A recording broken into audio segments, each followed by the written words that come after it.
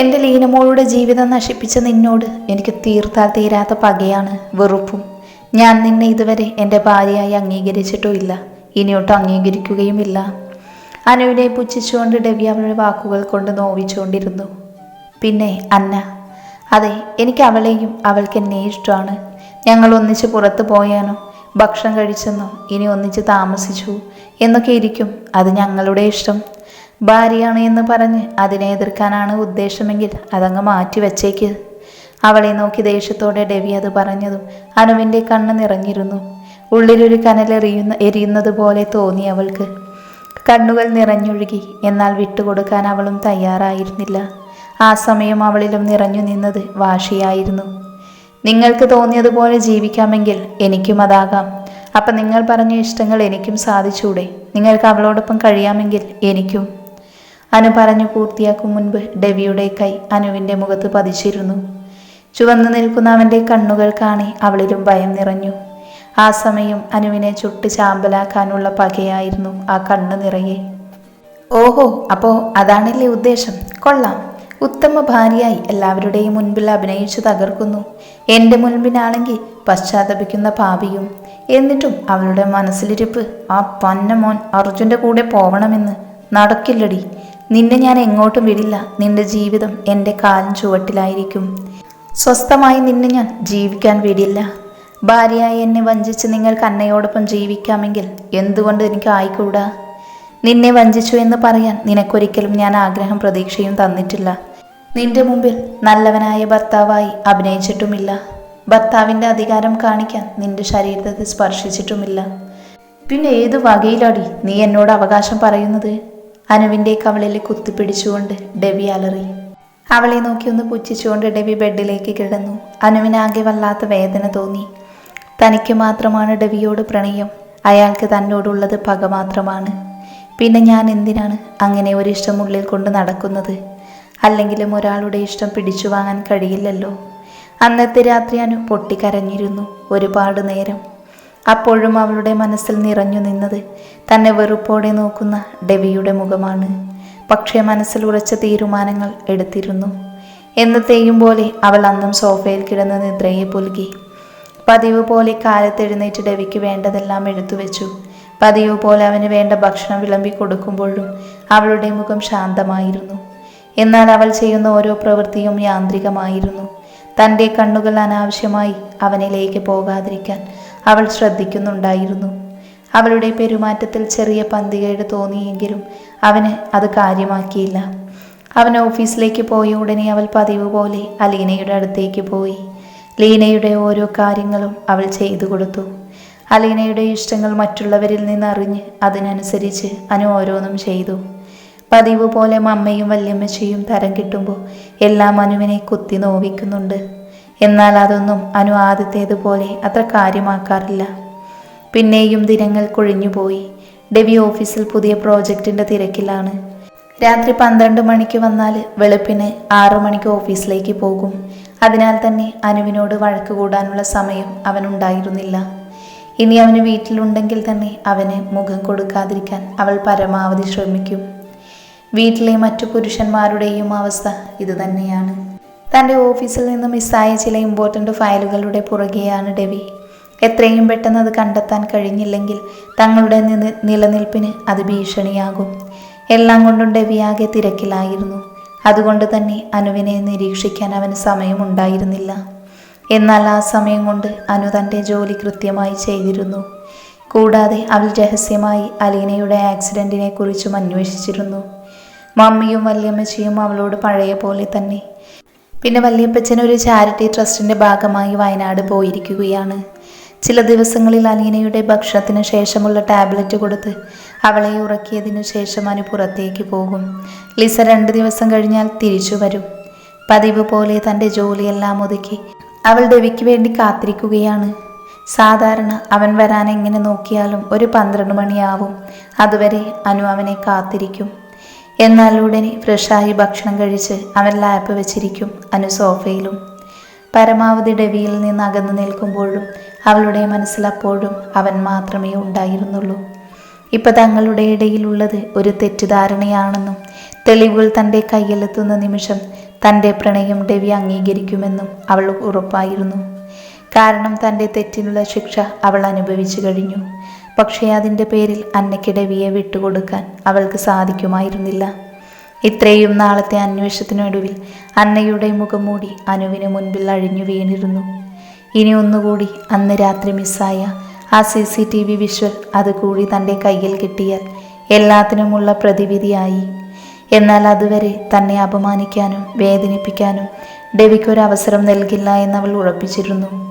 അവൻ്റെ ഈ തിരക്ക് ഒരു തരത്തിൽ അനുവിന് ഒരു അനുഗ്രഹമായിരുന്നു. അല്ലെങ്കിൽ തൻ്റെ പുറകെ ഡെവിയുടെ കണ്ണുകൾ ഉണ്ടായിരിക്കും.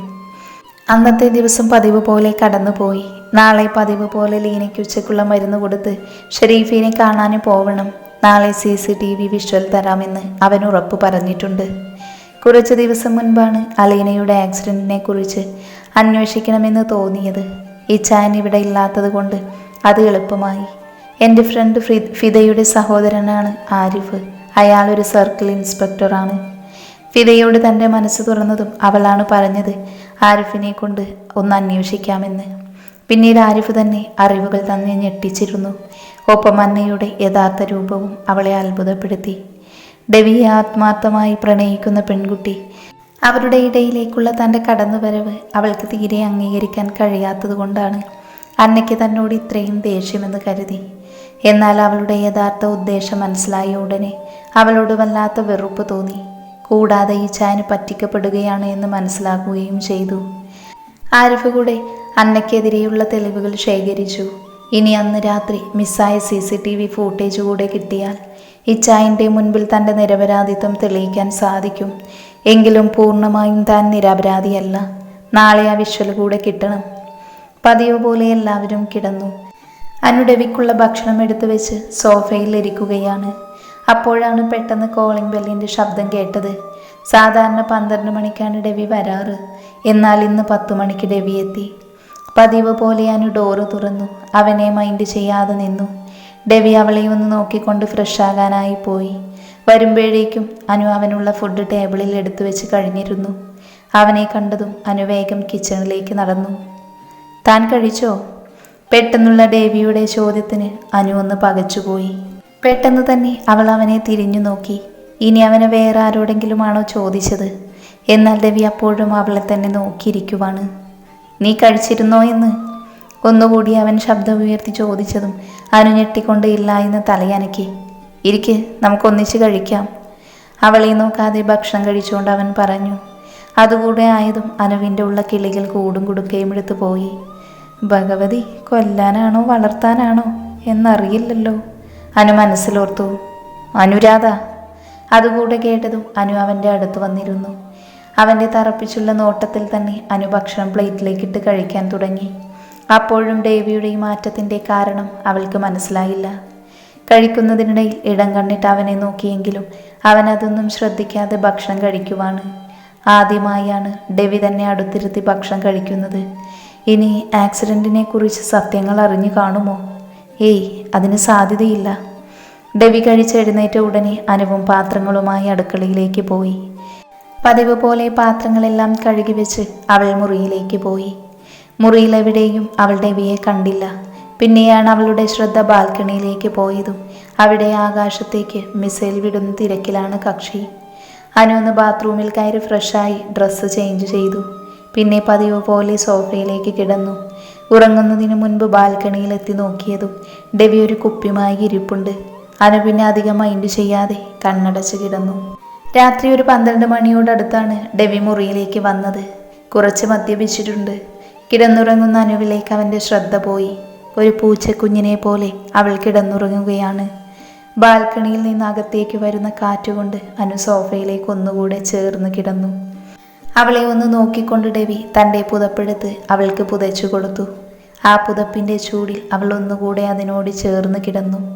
അവളെ കാണി അവൻ്റെ ഉള്ളിൽ വീഴുന്ന വികാരം എന്താണെന്ന് അവന് തിരിച്ചറിയാൻ കഴിയുന്നുണ്ടായിരുന്നില്ല. എങ്കിലും അവൾക്ക് വേണ്ടി അവൻ്റെ ചുണ്ടിലൊരു പുഞ്ചിരി വിരിഞ്ഞിരുന്നു. ഡെവി ബെഡിലേക്ക് കിടന്നു. അവൻ്റെ മനസ്സ് വല്ലാതെ അസ്വസ്ഥമായിരുന്നു. കണ്ണുകൾ മുറുക്കെ അടച്ചവൻ ഉറക്കത്തിലേക്ക് വീണു. അടുത്ത ദിവസം രാവിലെ ഉണർന്ന് അനു പതിയെ സോഫയിൽ നിന്ന് എഴുന്നേറ്റ് അപ്പോഴാണ് താൻ പുതച്ചിരിക്കുന്ന പുതപ്പ് കാണുന്നത്. ഉറങ്ങുന്നതിന് മുൻപ് വരെ തനിക്ക് പുതപ്പുണ്ടായിരുന്നില്ല. പിന്നെ ഇത്? സംശയത്തോടെ അവൾ ഡെവിയെ നോക്കിയതും ആ ബെഡ് ശൂന്യമായിരുന്നു. അനു എഴുന്നേറ്റ് വാഷ്റൂമിലേക്ക് പോയി. പിന്നെ ഫ്രഷായി താഴേക്കും. അലീനയെ ഒന്ന് ഫ്രഷാക്കി അവൾക്കുള്ള മരുന്നും ഭക്ഷണവും കൊടുത്ത് ബെഡിലേക്ക് കിടത്തി. അരമണിക്കൂർ മുൻപാണ് ലിസ വന്ന് കയറിയത്. അവളെ കണ്ടതും അനുവിന് ആശ്വാസമായി. അനുവിനെ നോക്കി ചിരിച്ചുകൊണ്ട് ലിസ അകത്തേക്ക് കയറി. എമിമോളും അവളെ കെട്ടിപ്പിടിച്ച് സ്നേഹം പ്രകടിപ്പിച്ചു. പിന്നെ വേഗം കിച്ചണിലേക്ക് പോയി ഡെവിക്കുള്ള ബ്രേക്ക്ഫാസ്റ്റ് എടുത്തു വെച്ചു. കുറേ ദിവസങ്ങൾക്ക് ശേഷമാണ് കുരിശ് വീട്ടിലെ പുരുഷന്മാരെല്ലാം ഒന്നിച്ചിരുന്ന് ഭക്ഷണം കഴിക്കുന്നത്. ഡെവിയുടെ അടുത്ത് ആദം ഇരിപ്പുണ്ട്. പിന്നെ ടോണിയും റോണിയും പപ്പയും ചെറിയ പപ്പയും എല്ലാവരും. ഓഫീസിൽ പോകേണ്ടത് കൊണ്ട് പുരുഷന്മാർ ആദ്യം കഴിക്കാനിരിക്കും. അവരുടെ കൂടെ എമിമോളും. ഭക്ഷണം കഴിച്ചെല്ലാവരും ഓഫീസിൽ പോയി. ലിസ വന്നത് അനുവിന് സന്തോഷമാണെങ്കിലും ഇന്ന് ആരിഫിനെ കാണാൻ കഴിയില്ല എന്നുള്ളത് അവളെ സങ്കടത്തിലാക്കി. ഇത്രയും പെട്ടെന്ന് അന്നയ്ക്കെതിരെയുള്ള തെളിവ് ശേഖരിച്ചേ പറ്റൂ. പിന്നെ അനു തൻ്റെ ഫോണിൽ നിന്ന് തനിക്കിന്ന് വരാൻ കഴിയില്ല എന്ന് അവൾ മെസ്സേജ് അയച്ചു. അന്നത്തെ ദിവസം അനു കുറച്ചു നേരം ലിസയോടൊപ്പം ഇരുന്നു. തൻ്റെ ഓഫീസിലെ ക്യാബിനിലിരിക്കുകയാണ് ഡെവി. പെട്ടെന്ന് അവൻ തൻ്റെ ലാപ്പ് തുറന്ന് അതിലെ സ്ക്രീനിലേക്ക് നോക്കിയതും അവൻ്റെ കണ്ണുകൾ വിടർന്നു. അലീനയെ തന്നോട് ചേർത്തുരുത്തി മുടി കെട്ടിക്കൊടുക്കുന്ന അനു വാതോരാതെ അവളോട് എന്തൊക്കെയോ സംസാരിക്കുന്നുണ്ട്. പെട്ടെന്ന് അവൻ്റെ ക്യാബിൻ തുറന്ന് അകത്തേക്ക് കയറിയതും ആദം കാണുന്നത് ലാപ്പിൽ നോക്കി ചിരിക്കുന്ന ഡെവിയെയാണ്. ഡെവി! ആദത്തിൻ്റെ വിളി കേട്ടതും ഡെവി വേഗം ലാപ്പ് ഓഫ് ചെയ്ത് ആദത്തിനെ നോക്കി.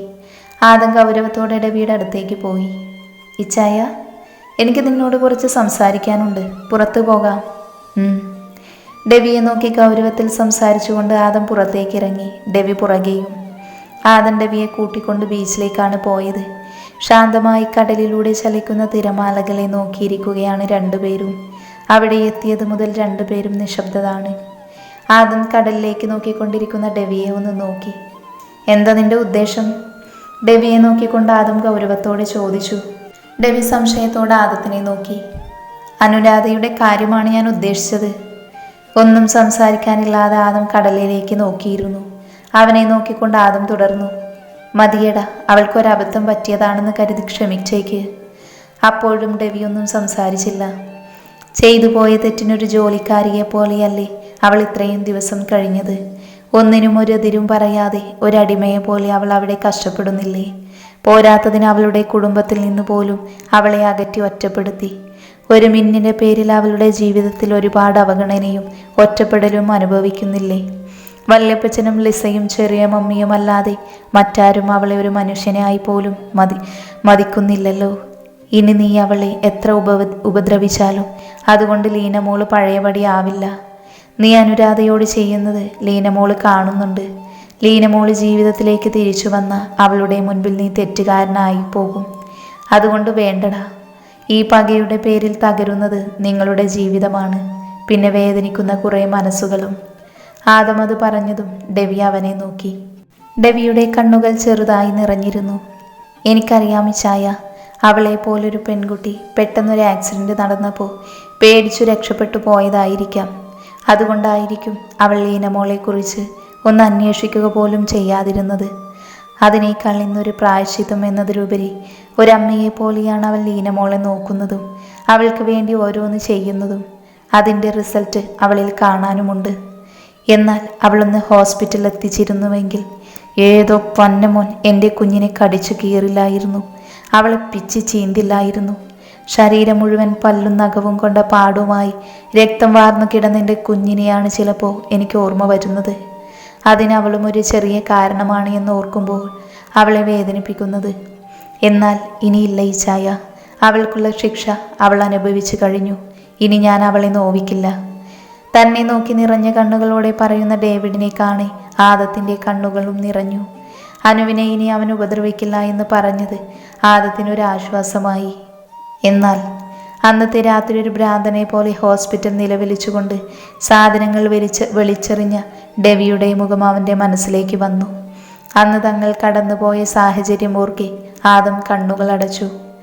കണ്ണുകൾ നിറഞ്ഞു ചുവന്നു നിൽക്കുന്ന ഡെവിയെ കാണി ആദത്തിന് അവൻ്റെ മാനസികാവസ്ഥ മനസ്സിലാക്കാമായിരുന്നു.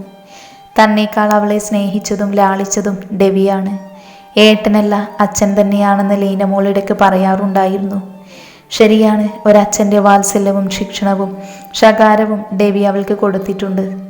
ഇന്ന് ലീനമോളുടെ ഈ അവസ്ഥയിൽ മറ്റാരേക്കാളും വേദന അവന് തന്നെയാണ്. കാരണം ഡെവി ഈ ലോകത്തെ ഏറ്റവും കൂടുതൽ സ്നേഹിക്കുന്നത് ലീനമോളെയാണ്. ഗൗരവക്കാരനായ വാശിക്കാരനായ ബിസിനസ് ലോകത്തെ ദ റിയൽ ഡെവിളിനെ ആദ്യമായി താൻ പൊട്ടിക്കരഞ്ഞു കണ്ടത് അന്നാണ്. ഡെവി. ആദം ഡെവിയെ വേദനയോടെ വിളിച്ചു. എനിക്ക് സഹിക്കുന്നില്ല ഈ ചായ. ഇടറുന്ന അവൻ്റെ ശബ്ദത്തിലൂടെ അവൻ അനുഭവിക്കുന്ന ഹൃദയവേദന അവന് മനസ്സിലാക്കാൻ കഴിയുന്നുണ്ടായിരുന്നു. ഇന്നും എല്ലാവർക്കും അറിയുന്നത് ലീനമോൾ ആക്സിഡന്റ് കൊണ്ടാണ് ഈ കിടപ്പായത് എന്ന്. എന്തിന് അനുരാധ പോലും അങ്ങനെയാണ് കരുതിയിരിക്കുന്നത്. എന്നാൽ അവളന്ന് റോഡിൽ ഉപേക്ഷിച്ചു പോയതിനു ശേഷം ഏതോ ഒരു അമ്മയെയും പെങ്ങളെയും തിരിച്ചറിയാത്തവൻ അവളെ പിച്ച് ചീന്തിയെന്ന് ആർക്കും അറിയില്ല. പുറമെ ഗൗരവക്കാരനാണെങ്കിലും ഉള്ളുകൊണ്ട് ശുദ്ധരാണ് നമ്മുടെ വീട്ടുകാർ. അവരിതറിഞ്ഞാൽ സഹിക്കാൻ കഴിയുമോ ആർക്കെങ്കിലും? ആരോടും പറയാൻ കഴിയാതെ നമ്മൾ അനുഭവിച്ച വേദന നമ്മുടെ പണവും സ്വാധീനവും കൊണ്ട് മാത്രമാണ് ഇതുവരെ ആരും അറിയാത്തത്. അല്ലെങ്കിൽ മീഡിയ എൻ്റെ കുഞ്ഞിനെ ഒരു ഇരയാക്കി ജീവനോടെ കൊന്നു നിന്നില്ലേ? ഡേവിഡിൻ്റെ കണ്ണിൽ നിന്ന് കണ്ണുനീർത്തുള്ളികൾ താഴേക്ക് പതിച്ചു. അവൻ അതിനെ തൻ്റെ കൈകൾ കൊണ്ട് തുടച്ചു നീക്കി. പതിയെ ആ മുഖത്തേക്ക് ഭാവങ്ങൾ മാറി, പകരം അവിടെ ദേഷ്യവും പകയും നിറഞ്ഞു. അവൻ്റെ കണ്ണിലെ പകയുടെ അഗ്നിക്ക് ആരെയും ചുട്ടുകൊള്ളാനുള്ള ശക്തി ഉണ്ടായിരുന്നു. അവൾ എഴുന്നേൽക്കുന്നതിനു മുൻപ് പൊന്നമോൻ എൻ്റെ കൈ കൊണ്ട് തീരും. ഒരു കോടതിക്കും നിയമത്തിനും വിട്ടുകൊടുക്കില്ല ഞാൻ അവനെ. എൻ്റെ കൈ കൊണ്ട് വെട്ടിക്കീറി കൊല്ലും ഞാൻ. അവൻ്റെ കണ്ണിലെ അഗ്നിക്ക് ആരെയും ചുട്ടു ചാമ്പലാക്കാനുള്ള ശക്തി ഉണ്ടായിരുന്നു.